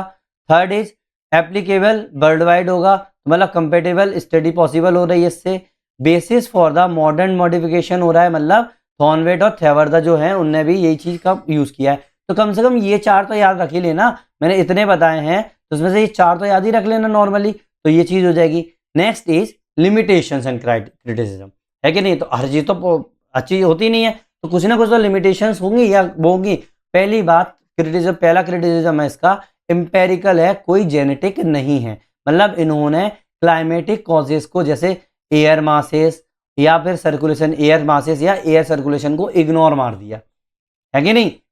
इनने सिर्फ टेम्परेचर देखा और प्रेसिपिटेशन देखा। अब इन्हें ये नहीं दिमाग लगाया कि भाई एयर मासेस भी तो होते हैं, सर्कुलेशन भी तो होते हैं, तो इसीलिए इन्हें डायनामिक क्लाइमेटोलॉजी को पूरी तरीके से मिस कर दिया। इन्हें बोला भाई स्टैटिक है, भाई इस तरीके का होता है, ऐसा अपन को देखने को मिलेगा, डायनामिज्म देखने को नहीं मिल रहा है। तो पहला लिमिटेशन हो गया, डायनामिज्म नहीं है। दूसरा है आर्बिट्री बाउंड्रीज। क्या है आर्बिट्री बाउंड्रीज, मतलब शार्प थ्रेशोल्ड, मतलब लगभग उन्होंने सीधा सीधा बोल दिया कि भाई 18 डिग्री होना चाहिए। जैसे मैंने बोला था ना कि भाई 10 डिग्री से नीचे होगा तो इतना होगा, 22 से इतना नीचे होगा, तो उन्होंने बिल्कुल शार्प दे दिया कि भाई इतना ही, इतने से ज्यादा अगर 1 डिग्री भी ऊपर हो गया या वो हो गया तो क्या हो जाएगा, आप लोगों का पूरा सिस्टम चेंज हो जाएगा, है कि नहीं है। तो ये तो गड़बड़ हो गई। तो ये तो रियलिटी में तो ऐसा होता नहीं है कि बीच में ओवरलैप भी तो करता है, तो कंटिन्यूम इग्नोर कर दिया इस चीज को, याद है ना। अभी तक आप लोगों में रहता था कि भाई इतने से इतना 22 से लेके 20 तक पूरा जा रहा है, -10 तक जा रहा है, तो अपन लोगों ने 22 से उतना बांट दिया, फिर उतना बांट दिया। नॉर्मली तो बांटने वाला जो टेम्परेचर का शार्प थ्रेशोल्ड दे दिया कि इतने से इतना, इतने से इतना, मतलब बीच में सीधी लाइन खींच दी कि इतने से इतना, इतने से इतना, ये तो पॉसिबल ही नहीं है। तो ये लिमिटेशन हो गई। निगलेक्ट द इवेपोट्रांसपायरेशन, इन्हें इवेपोट्रांसपायरेशन को निगलेक्ट कर दिया। भाई इन्होंने वाटर डिमांड, थॉर्नवेट ने क्या किया, इसको पूरा तरीके से इग्नोर कर दिया, जो कि थॉर्नवेट ने इसको करेक्ट किया बाद में। तो पोटेंशियल इवेपोट्रांसपायरेशन को पूरे तरीके से इग्नोर मार दिया। ये क्या होता है मैं नेक्स्ट वीडियो में आप लोगों को बताऊंगा, वैसे मैं बता चुका हूं normally. No consideration of the wind, pressure और सीजनलिटी, क्या ना तो विंड को कंसीडर किया, ना प्रेशर को किया, ना सीजनलिटी को किया। भाई इनने केवल टेम्परेचर और रेनफॉल पर फोकस किया है, बस। इसका मतलब एटमॉस्फेरिक डायनामिक पूरी तरीके से एब्सेंट रही है, तो ये लिमिटेशन हो गई, ये क्रिटिसिज्म भी हो गया। स्टैटिक इन नेचर है, भाई इन्होंने पूरी तरीके से चेंजिंग को इग्नोर कर दिया, क्योंकि क्लाइमेट जो होता है ना वो चेंज हो जाता है एंथ्रोपोजेनिक इफेक्ट के कारण, लेकिन इन्होंने पूरी तरीके से इग्नोर कर दिया। दैट मीन्स टेम्पोरल वेरिएबिलिटी को पूरी तरीके से इग्नोर मार दिया। लिमिटेड नेचुरल वेजिटेशन के बारे में बात की, भाई कोई कुछ भी एप्लीकेबल ह्यूमन मॉडिफाइड लैंडस्केप पर एप्लीकेबल नहीं होता है। लैंड यूज पूरी तरीके से बाइस हो गया इस चीज से। तो कितनी सारी लिमिटेशंस है कि नहीं है। तो अब एग्जाम में क्या इतना लिख के आओगे, अगर एग्जैक्ट पूछा है कि लिमिटेशन और मेरिट लिखो तो लिख के आओगे यही लिख के आना है आप लोगों को। 10 से 15 मार्क्स में अगर क्वेश्चन आता है तो यही लिखना है, लेकिन अगर नहीं आता है तो नॉर्मली आप कैसे लिखोगे। तो देखो कम से कम लिमिटेशन लिखना एग्जाम पॉइंट में। पहला, आर्बिट्री टेम्परेचर या प्रेसिपिटेशन थ्रेशोल्ड हो रहा है, कोई भी इंक्लूड नहीं कर रहा है वाटर बैलेंस या इवेपोट्रांसपिरेशन को, इग्नोर कर रहा है विंड को, प्रेशर को और सोलर रेडिएशन को। लेस यूजफुल है फॉर ह्यूमन मॉडिफाइड लैंडस्केप को। थॉर्नवेट ने 1948 में एड्रेस किया था, किसके द्वारा, पोटेंशियल इवेपोट्रांसपिरेशन के द्वारा और मॉइस्चर इंडेक्स के द्वारा। समझ में आने ये वाली बात। नॉर्मली एग्जाम के अंदर आप लोगों को ऐसे करके आना है, समझ में आया ना। अब देखो नेक्स्ट इज की features across the Köppen type. क्या कोपन के टाइप के अक्रॉस अगर की फीचर्स पूछ रहा है एग्जाम के अंदर तो वो भी लिख लो, क्योंकि पूछ लेता है, कभी कोई भरोसा नहीं है। तो क्या है भाई, इम्पेरिकल है प्लस वेजिटेशन बेस्ड है, इम्पेरिकल प्लस वेजिटेशन बेस्ड है, ये climate linked to the vegetation. Next is latitudinal banding के बारे में बात कर रहा है, मतलब ट्रॉपिकल, ट्रॉपिकल फिर ड्राई से फिर टेम्परेट जाता है, फिर कॉन्टिनेंटल जाता है, फिर पोलर जाता है। हमेशा याद रखना, ऐसे ही जाता है ना, लैटिट्यूडनल ट्रॉपिकल होता है, फिर ड्राई होता है, फिर टेम्परेट होता है, फिर कॉन्टिनेंटल होता है, फिर पोलर जाता है। समझ में आने ये वाली बात। सब डिवीजन की अगर मैं बात करूं तो सीजनल रेनफॉल पैटर्न की बात कर रहा है, मतलब एस डब्ल्यू एफ, ये चीज थी। एफ का मतलब फुल, डब्ल्यू का मतलब ड्राई विंटर, एस का मतलब ड्राई समर। फिर समर या विंटर टेम्परेचर की भी बात कर रहा है, ए बी सी डी। तो जो सी जो थी वो कहाँ थी, समर की थी, और डी थी विंटर की थी, है कि नहीं, नॉर्मली याद होगा आप लोगों को। ग्लोबल एंड इंडियन एप्लीकेशन की बात कर रहा है, हाईली एग्जाम रिलेवेंट है बिल्कुल। अगर आप लोगों को देना है तो एप्लीकेशन लिख के आ जाना, कोई भी आप लोग इंडिया का मैप बना देना, वर्ल्ड का मैप बना देना, तो एग्जाम के बेस पे मैं भी बता रहा हूँ आप लोगों को। नोट्स मैंने आप लोगों को गारंटी ली थी कि मैं आप लोगों को नोट्स एग्जाम बेस्ड ही बनवाऊंगा। नाउ कोपन्स क्लासिफिकेशन, आप जो देखो पेपर नंबर 1 का जितना करना था, पेपर नंबर 1 में जितना करना था कोपन्स क्लासिफिकेशन में हम लोगों ने उतना कर लिया। अब अगर मैं बात करूं इंडियन क्लाइमेट की, तो वो पेपर नंबर 2 के अंदर आता है, ठीक है। लेकिन अभी जो रिसेंट जो ट्रेंड चल रहा है उसमें कोई भरोसा नहीं है कि एग्जामिनर पेपर नंबर 1 में पूछ ले या पेपर नंबर 2 में पूछ ले। तो इसीलिए अपन क्या करेंगे, जो क्लासिफिकेशन है कोपन्स के इंडियन क्लाइमेट के ऊपर, वो अपन डिस्कस कर लेते हैं। वो ज़्यादा कुछ नहीं है, बहुत कम ही है, जितना करना है उतना कर लो। सिंपल लैंग्वेज में करवाया है, एग्जाम के अंदर आप डायरेक्ट लिख के आ सकते हो। भाई Köppen classification of the world climate क्या है, one of the most acceptable classification है वर्ल्ड क्लाइमेट का। The same classification is very much suitable for the classification of the Indian climate. Same India में भी ये क्या है, सुटेबल है। कोपन ने 3 मेजर वेरिएबल को जो था वो क्या किया था, यूज किए थे क्लासिफाई करने में क्लाइमेटिक जोन। क्या क्या थे, टेम्परेचर, रेनफॉल और वेजिटेशन। यही मैं आप लोगों को बता रहा हूँ इतनी देर से, टेम्परेचर, रेनफॉल और वेजिटेशन, ठीक है। रेनफॉल की जगह आप प्रेसिपिटेशन भी लिख सकते हो, ठीक है, ये भी लिख सकते हो नॉर्मली, ये ज़्यादा अच्छा रहेगा आप लोगों को नॉर्मली। नाउ अब देखो application in the Indian context, भाई कहाँ कहाँ पर आप लोगों को कौन कौन सी हो रही है भाई इंडिया में। अब याद रखना, मैंने क्या बताया था कि लैटिट्यूड बेस्ड आप लोगों का चल रहा है, ठीक है, लैटिट्यूड बेस्ड चल रहा है। अब मेरा इंडिया जो है वो कहाँ पर है भाई, मेरा इक्वेटोरियल रीजन में और टेम्परेट रीजन में, है कि नहीं। पोलर रीजन में है क्या, नहीं ना, ऑब्वियस सी बात है। तो हम लोग कितने देखेंगे, जितनी अपने इंडिया के अंदर है बस वो देखेंगे। ए एम क्या हो जाएगा मेरा, सीधा हो जाएगा टेम्परेट मॉनसून टाइप, है कि नहीं है। और ये क्या हो जाएगा, टेम्परेट ड्राई विंटर। यही तो होता है हमारे इंडिया के अंदर, बस वही चीज देखने को मिल जाएगा, क्योंकि अपना टेम्परेट रीजन में है ना। Sorry, I am sorry for that, मैं टेम्परेट बोल रहा हूँ, tropical region, I am sorry for that, सीधा मिस्टेक हो जाती है बोलने में। ट्रॉपिकल रीजन है ना, तो ट्रॉपिकल हो गया। तो ए का मतलब क्या था, ट्रॉपिकल, और ये क्या हो गया, मानसून, ट्रॉपिकल ड्राई विंटर, है कि नहीं है, ट्रॉपिकल ड्राई विंटर। बी क्या हो जाएगा मेरा, अब ऑब्वियस सी बात आपको पता है कि मेरा जो इंडिया है वो मेरा 30 डिग्री लैटिट्यूड के आसपास भी पड़ रहा है। दैट मीन्स मेरा क्या हो जाएगा, एरिड या सेमी एरिड वाले भी आ जाएगी, क्योंकि आप लोगों को रेगिस्तान भी देखने को मिल रहा है, तो वो सहारन वाला आ गया, तो वो आ गया, है कि नहीं है। सी वाली भी आ जाएगी इसमें, क्योंकि ऊपर टेम्परेट भी तो आया था कभी कभी, क्योंकि ड्राई में आप लोगों को पता है सर्दियों में जब अपनी एयर जो होती है नीचे की तरफ आती है, जब मैंने मानसून बता रहा था, तो क्या होता है नीचे की तरफ शिफ्ट नहीं हो जाता अपना, क्योंकि अपनी तो ऊपर जा रही है, तो ऑब्वियस सी बात है। और ऊपर से हिली एरिया है, नॉर्मली कहीं भी अगर आप लोगों को देखने को मिल जाए तो वो भी अपन लोगों को देखने को मिलती है। और कभी कभी हिमालयाज में भी देखने को मिल जाती है अपन लोगों को पोलर टाइप की। पोलर में भी कौन सी मैंने आप लोगों को बताई थी, याद है ना, बी टाइप की, ए टाइप की नहीं। ए में क्या होता है, बहुत ज्यादा एक्सट्रीम होता है, बी में आप लोगों का थोड़ा सा वो कम हो जाता है, इसीलिए तो याद रखना ये चीज है नॉर्मली, ठीक है। तो अपन लोग क्या करेंगे, कोपन ने टाइप में क्या क्या दिखाए थे, A M, A W, B S S, C W G और ई, यही आप लोगों के। अब क्या था, ए एम क्या था, कहाँ पर देखने को मिलता है आप लोगों का, वेस्टर्न कोस्ट में देखने को मिलता है, कोंकण के इलाके में फीचर मॉनसूनल रेनफॉल देखने को मिलेगा, ठीक है। ये इसका अगर फुल फॉर्म लिखना है तो क्या हो जाएगा, ट्रॉपिकल मॉनसून, ऐसे ही ट्रॉपिकल वेट ड्राई विंटर या फिर वेट समर। तो क्या देखने को मिलेगा आप लोगों को, सेंट्रल या और पेनिनसुलर इंडिया में देखने को मिलता है, मतलब सवाना टाइप ड्राई विंटर देखने को यहाँ पर मिलती है। ऐसे ही बी एस एच कहाँ देखने को मिलेगा, राजस्थान या गुजरात में। अब देखो मैंने अभी आप लोगों को नोट्स बनवा दिया ना, इसीलिए इसके फुल फॉर्म नहीं लिखे। आप लोग क्या करोगे, जब एग्जाम के अंदर लिखोगे ना या फिर अपने नोट्स में ही ना, इसके फुल फॉर्म जरूर लिख लेना प्लीज, ठीक है, क्योंकि आपको प्रॉब्लम हो जाएगी नहीं तो। बी एस एच राजस्थान या गुजरात में देखने हॉट होता है ना, हॉट क्लाइमेट है ना, ये हॉट ड्राई क्लाइमेट की बात हो गई है ये, ठीक है। तो राजस्थान कैपिटल ही और एस, ठीक है, राजस्थान गुजरात में देखने को मिलेगा सेमी एरिड स्टेपी देखने को मिलती है। क्यों, मैंने कहता था arid steppe type hot climate, arid steppe type hot climate, arid या सेमी एरिड कुछ भी लिख सकते हो, स्टेपी टाइप हॉट क्लाइमेट, ठीक है। ऐसे ही CWG जो होगा वो नॉर्थ ईस्ट हिल्स में देखने को मिलेगा, बंगाल के अंदर भी ह्यूमिड सब ट्रॉपिकल देखने को मिलेगा। क्यों, क्योंकि भाई ये हो गया, ठीक है। और ये स्पेशल है जी, ठीक है, ये क्योंकि आप लोग बोलोगे अरे सर आपने जी तो दिखाई नहीं, तो नई चीज आ गई, ये स्पेशल कैटेगरी हो गया, ठीक है। ई जो हो गया वो हिमालयस में देखने को मिलता है, यहाँ पर आप लोगों को कोल्ड माउंटेन्स टाइप देखने को मिलता है, या तो आप ई लिख सकते हो या फिर इसको एच लिख सकते हो, कोई प्रॉब्लम नहीं है, ठीक है। आप इसको ई लिख सकते हो या फिर एच लिख सकते हो, क्योंकि अपन तो पोलर वाली चीज हो गई ना, तो इसको ई या एच लिख के आना एग्जाम के अंदर, कोई प्रॉब्लम नहीं है। नाउ अब देखो, अगर मैं बनाना चाहूँ तो इस तरीके से आप लोग बना दो। देखो ये मैंने इंटरनेट से लिया क्योंकि मेरे हाथ से मैं बना नहीं पा रहा था, तो इंटरनेट पे I think only IAS only या फिर कुछ ऐसे ही वो था, आप सर्च कर लेना आपको मिल जाएगा। अगर जो लोग सोच रहे हो कि मैं कॉपी करता हूँ, भाई मैं तो आप लोग को बता भी रहा हूँ कि मैंने वहीं से लिया है। मेरे को तो डायरेक्ट मैंने जब सर्च मारा था तो मेरे को सबसे पहले वही मिला था, तो मैंने नीचे देख लिया था कि IAS ओनली है कुछ या फिर ओनली IAS है।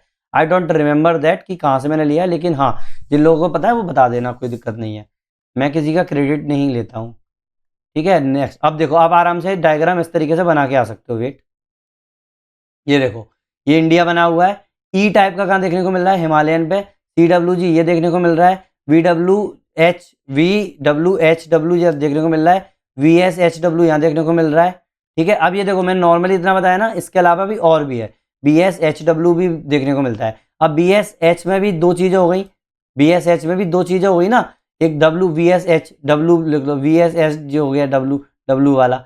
नेक्स्ट AMW VSH फिर BSH, ठीक है, BSH जहाँ भी देखने को मिल रहा है, BSH जहाँ भी देखने को मिल रहा है। क्यों, क्योंकि यहाँ पर मेरा क्या है, वेस्टर्न घाट है, यहाँ पर क्या देखने को मिलेगा, बारिश देखने को मिलेगी, लेकिन इधर क्या ड्राई हो जाएगा, तो ऑब्वियस सी बात है इधर कब ड्राई देखने को मिलेगा। AW यहाँ देखने को मिला, AS यहाँ देखने को मिला, तो आप डायरेक्ट ये डायग्राम बनाकर आ सकते हो। ये अच्छा डायग्राम है, जिसने भी ये बहुत अच्छा डायग्राम बनाया है, ठीक है, ठीक है। चले आगे बढ़े नेक्स्ट, और इसमें चाहो तो आप अपने और भी है ना जोड़ सकते हो, कोई प्रॉब्लम नहीं है, ठीक है। एग्जाम के अंदर जो सिंपल मिल गया था तो इसीलिए मैंने ये बना दिया, ठीक है। यहाँ पर मैंने नहीं बनाया, सॉरी, जिसने भी बनाया, ठीक है। There are 2 steps of classify the Indian climate. भाई पहली बात तो इंडियन क्लाइमेट को अपन क्लासीफाई कैसे कर रहे हैं, 2 स्टेप्स लिख रहे हैं। पहला the following variable, first step है कि भाई कुछ जो वेरिएबल है ना उसको क्लासीफाई करेंगे इंडियन क्लाइमेट के अंदर। पहला देखो ABCDE 4 यही बताई थी मैंने। तो ए क्या था, ट्रॉपिकल क्लाइमेट था, बी क्या था, ड्राई या एरिड डेजर्ट रीजन है, सी है सब ट्रॉपिकल क्लाइमेट, डी है कॉन्टिनेंटल क्लाइमेट, और ई है cold climate through out the year. अब देखो ट्रॉपिकल क्लाइमेट में ये कहाँ मिलता है आप लोगों को, ट्रॉपिक्स ऑफ कैंसर पे और ट्रॉपिक्स ऑफ कैप्रिकॉर्न पे देखने को मिलता है। ड्राई या एरिड डिजर्ट रीजन कहाँ पे मिलता है, जहाँ पर एवेपोरेशन जो रेनफॉल से ज़्यादा होगा। सी कहाँ पर देखने को मिल रहा है, सब tropical climate, it found near the 30 degree latitude of the both hemisphere, दोनों तरफ मिलता है। कॉन्टिनेंटल क्लाइमेट जो होगा ना वो वेरी हार्श क्लाइमेट, विंटर देखने को मिलती है वहाँ पर। कोल्ड क्लाइमेट जो होगा ना वो थ्रू आउट द ईयर देखने को मिलता है। ये याद रखना, ये वर्ल्ड के बारे में है, ये रिवाइज टाइप की चीज हो गई, ठीक है। तो पहली स्टेप आप लोगों को ये दिमाग में रखनी है, ABCDE।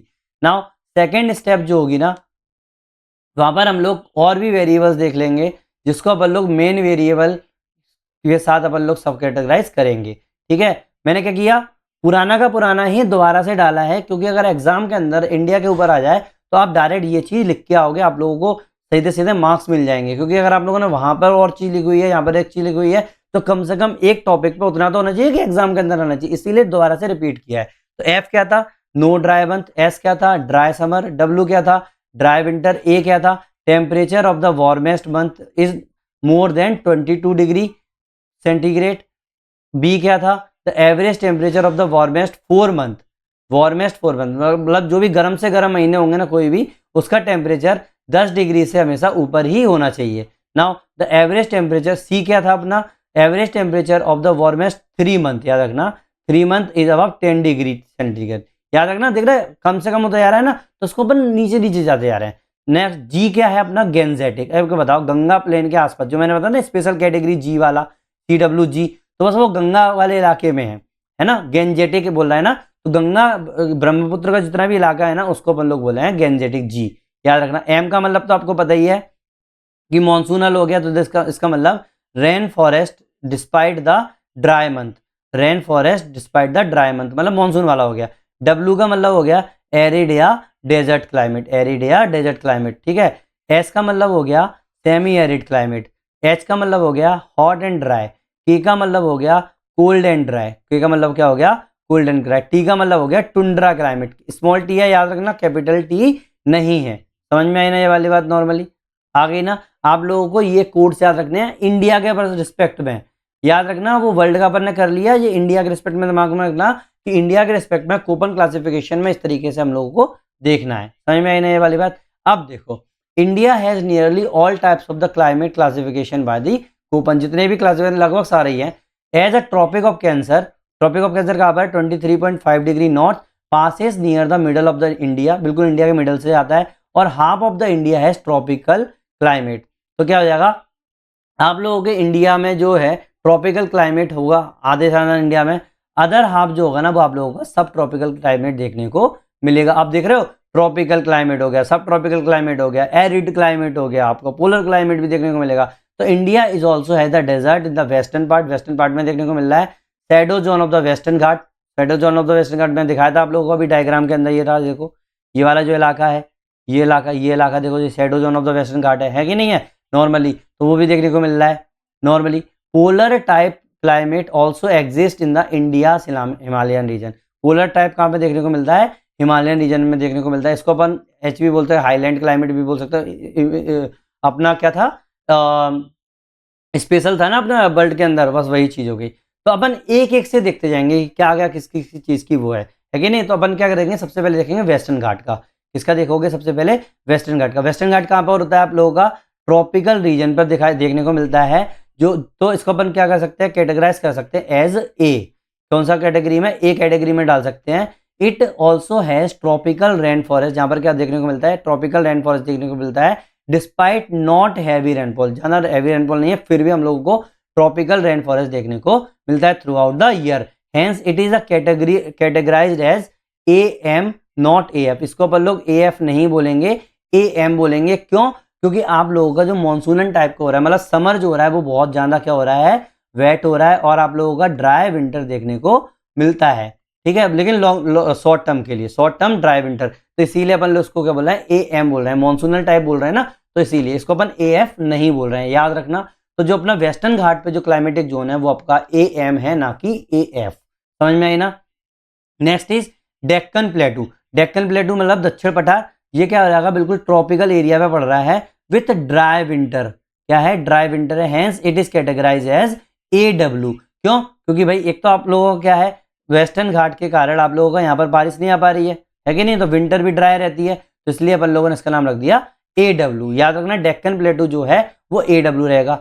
Next is third is Coromandel coast और तमिलनाडु कोस्ट, क्या या तो कोरोमंडल कोस्ट बोल सकते हो या फिर तमिलनाडु कोस्ट बोल सकते हो। यहाँ पर क्लाइमेट जो होगा ना रीजन में कैटेगराइज कर सकते हैं अपन ए एस को, मतलब आप लोगों का जो समर जो होगी ना वो ड्राई होगी। मैंने आप लोगों को जब मानसून बता रहा था तो मैं बता रहा था कि मैक्सिमम जो बारिश जो होती है ना वो तमिलनाडु कब कर लेती है, अपने 70 से 75% रेनफॉल कब होता है अपने तमिलनाडु के अंदर, जब आप लोगों का विंटर होता है। तो इसका मतलब आप लोगों की समर जो होगी ना वो ड्राई होगी, तो समर ड्राई होगी तो उसको अपन किस में कैटेगराइज करेंगे ए एस के अंदर करेंगे। दैट मीन्स ये जो अपना पूरा का पूरा इलाका है वो किसके अंदर पड़ रहा है आप लोगों का ट्रॉपिक्स के अंदर पड़ रहा है, ट्रॉपिक्स के अंदर पड़ रहा है, तो ट्रॉपिक्स के अंदर पड़ रहा है इसीलिए अपन लोग उसके अंदर ए लिखा हुआ है ए है। लेकिन वेस्टर्न घाट जो है ए एम रहेगा, डेक्कन प्लेटू जो है वो ए डब्ल्यू रहेगा, और जो आप लोगों का कोरोमंडल कोस्ट या फिर तमिलनाडु कोस्ट है उसको अपन ए एस बोलेंगे, याद रखना ये चीजें एफ नहीं है, याद रखना कहीं भी। Next is desert and sub tropical desert. अब देखो डेजर्ट इलाका आ गया तो the western side of the Rajasthan is categorized as B W H W, क्या बी क्योंकि पूरा का पूरा वो है, डब्ल्यू मतलब डेजर्ट इलाका हो गया, एच मतलब हॉट हॉट हॉट डेजर्ट है ना, और डब्ल्यू मतलब dry winter, dry winter. Here B means arid है कि नहीं, बी का मतलब हो गया ये एरिड क्लाइमेट, डब्ल्यू का मतलब हो गया ड्राई एरिड, एच का मतलब हो गया हॉट एंड ड्राई, डब्ल्यू का स्मॉल डब्ल्यू का मतलब हो गया ड्राई विंटर, समझ में आया ना। तो वी डब्ल्यू एच डब्ल्यू ये देखने को मिल रहा है। Semi arid hot desert climate is categorized as B S H W. Semi अगर सेमी एरिड बोल दूंगा हॉट डेजर्ट बोल दूंगा, सेमी एरिड में क्या हो जाएगा मेरा एस लग जाएगा बस, ठीक है। डब्ल्यू का मतलब हो जाएगा मेरा बिल्कुल पूरी तरीके से ड्राई, और एस का मतलब हो जाएगा सेमी एरिड। सेमी एरिड किसको बोल रहे थे अपन? स्टेपी को बोल रहे थे, याद रखना है कि नहीं, याद है ना आप लोगों को स्टेपी। तो एस का मीन होगा सेमी एरिड, ठीक है। Apart from Rajasthan this type of the climate also exist in shadow zone of the western Ghat. बिल्कुल वेस्टर्न घाट के सैडो जोन पर देखने को मिलेगा, क्यों? क्योंकि वहां पर बारिश ही नहीं हो रही है कि नहीं है। Next is Ganga Brahmaputra plain, special जी वाली बात है। तो अब आपको पता है कि जो गंगा ब्रह्मपुत्र प्लेन होगा वो ट्रॉपिक ऑफ कैंसर पे देखने को मिलता है। इसका मतलब ये अपना सी पर आ सकता है कि नहीं है। टेम्परेट वाला इलाके में भी आ सकता है, ऑब्वियसली वहां से आ जाता है ना, तो सी कैटेगरी में आ जाएगा। Further winter is dry, it winter is dry it this region, नहीं winter is dry in this region, sorry it नहीं है ये, इन दिस रीजन होगा, I am sorry for that, ठीक है। Winter is dry in this region and also the climate is influence by the river Ganga. तो climate जो होगा ना आप लोगों को गंगा रिवर से इन्फ्लुएंस होगा। ये कोपन ने नहीं बोला, याद रखना, इन्फ्लुएंस के बारे में बात नहीं करता है वो, क्लाइमेट की मैं कोई भी बात नहीं की थी। बस ये समझ जाओ, अपन को ये बताना कि भाई हाँ ये जो है हमेशा ड्राई रहता है और रिवर गंगा से इन्फ्लुएंस रहता है climate. Hence Koppen climate category of this region is क्या रहेगा अपना? CWG, ड्राई विंटर गंगा वाला इलाका हो गया, क्योंकि गंगा रिवर से इन्फ्लुएंस हो रहा है ना, इसीलिए अपन लोगों ने इसको स्पेशल कैटेगरी में डाल दिया कि भाई ये हो गया। समझ में आया ना? CWG आ गई ना ये चीज। चलो नेक्स्ट चलते हैं। जम्मू एंड कश्मीर, जम्मू एंड कश्मीर आप लोगों को पता है कि पूरे साल तो क्या होता है आप लोगों का, क्या होता है? कोल्ड क्लाइमेट होता है। जब कोल्ड क्लाइमेट होगा तो ई टाइप होगा, पोलर टाइप का होगा, याद है ना, पोलर टाइप का होगा, तो इसीलिए अपन लोगों ने इसको पोलर टाइप में रख दिया। इसको अपन एच भी लिख सकते हैं। जम्मू कश्मीर हुआ, लद्दाख भी होता है, लद्दाख में भी वही होता है। साउथ ईस्टर्न पार्ट जो होगा ना लद्दाख का, वो बिल्कुल टुंड्रा टाइप होगा। साउथ ईस्टर्न टाइप जो होगा वो टुंड्रा टाइप होगा, क्यों? क्योंकि नीचे की तरफ आ गया ना, साउथ की तरफ है, नीचे की तरफ है, टुंड्रा टाइप ऑफ क्लाइमेट हो गया। एंड कैटेगराइज्ड एज ई और टी, टी का मतलब क्या था? टुंड्रा था, तो सही हो गया। एंड द नॉर्दर्न पार्ट जो होगा लद्दाख का वो बिल्कुल ई होगा, क्योंकि जम्मू कश्मीर ऊपर है ना, तो वही हो गया। आ गया ना ये चीज समझ में आई ना? अरुणाचल एंड सिक्किम पूरा ले रहे हैं ना अपन लोग। अब आप बोलोगे अरे सर आप लोगों ने तो स्टेट्स ही नहीं ली। मैं स्टेट्स थोड़ी ले रहा हूँ, मैं तो इलाका ले रहा हूँ पूरा, कि किस इलाके में क्या हो रहा है। आप बोलोगे कि अरे सर बिहार का तो लिया ही नहीं, यहाँ का तो लिया ही नहीं, तो भाई स्पेशल थोड़ी देख रहे हैं अपन लोग, पूरा पूरा इंडिया का देख रहे हैं ना, तो हम लोगों को पता चल रहा है नहीं इसके आसपास क्या होगा, तो स्पेशल देख रहे हैं अपन लोग। अरुणाचल एंड सिक्किम की अगर मैं बात करूँ तो it as the region Koppen categorize DFC। क्यों? क्योंकि यहाँ पर क्लाइमेट जो है ना उसके पास कुछ कैटेगरीज है, जैसे fewer influence of the ocean, ocean का इन्फ्लुएंस देखने को मिलता है। तो मैंने आपको बताया था ना, नॉर्मली डी का मतलब क्या होता है भाई आप लोगों का सीधा आप लोगों का कहाँ पर देखने को मिलता है?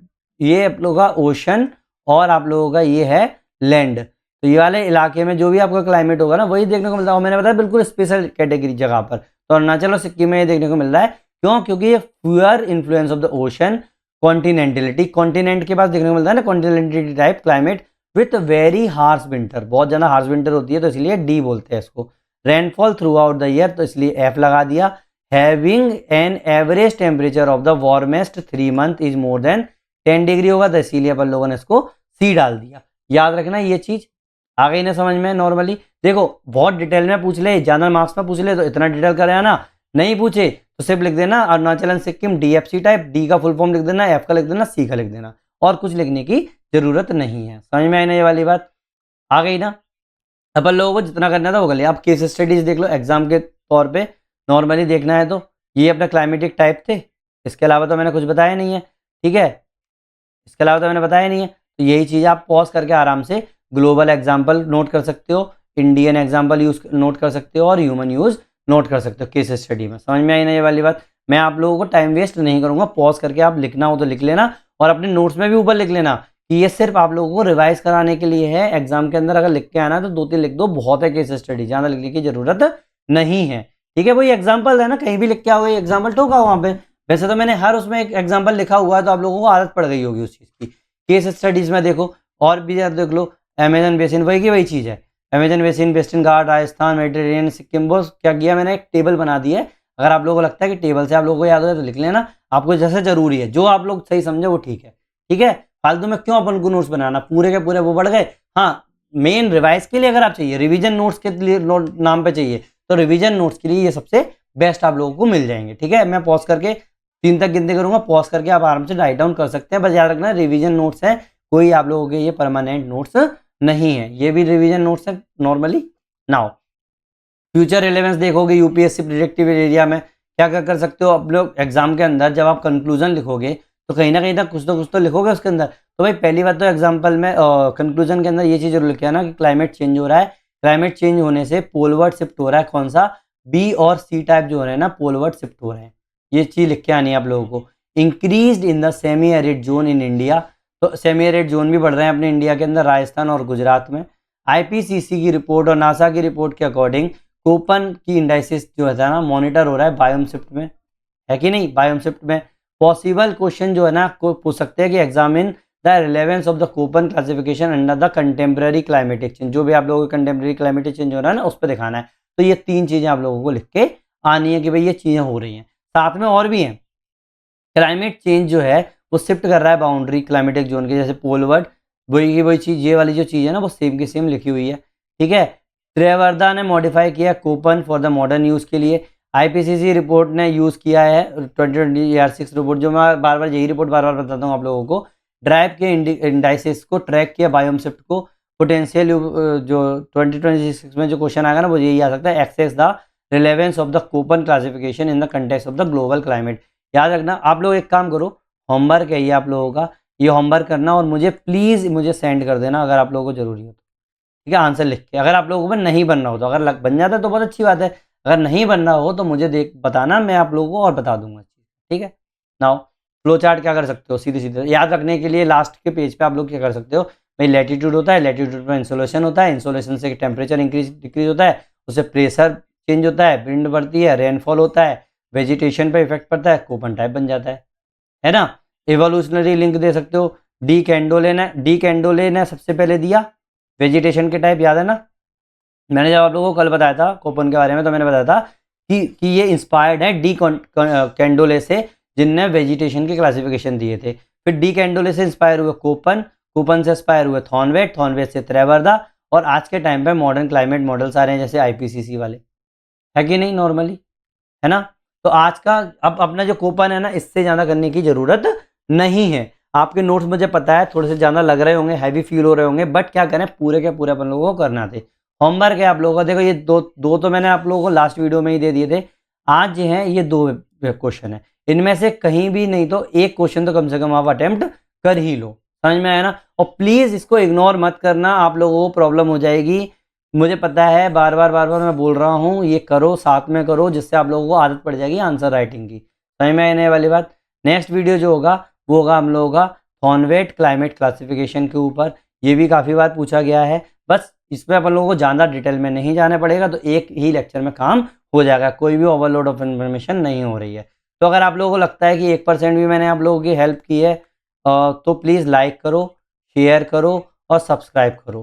प्लीज़ सब्सक्रिप्शन बहुत ज़रूरी है, सर ज़रूरी है, क्योंकि आप लोगों की हेल्प से ही ये चैनल ग्रोथ होगा। जैसे ही मेरे को ग्रोथ दिखेगी तो आप लोगों पर ही डिपेंड करता है कि ये पूरा का पूरा सीरीज आप लोगों को फ्री में मिलती है कि नहीं मिलती। और याद रखना हैंड रिटन नोट्स बनाओ और होमवर्क जरूर करो।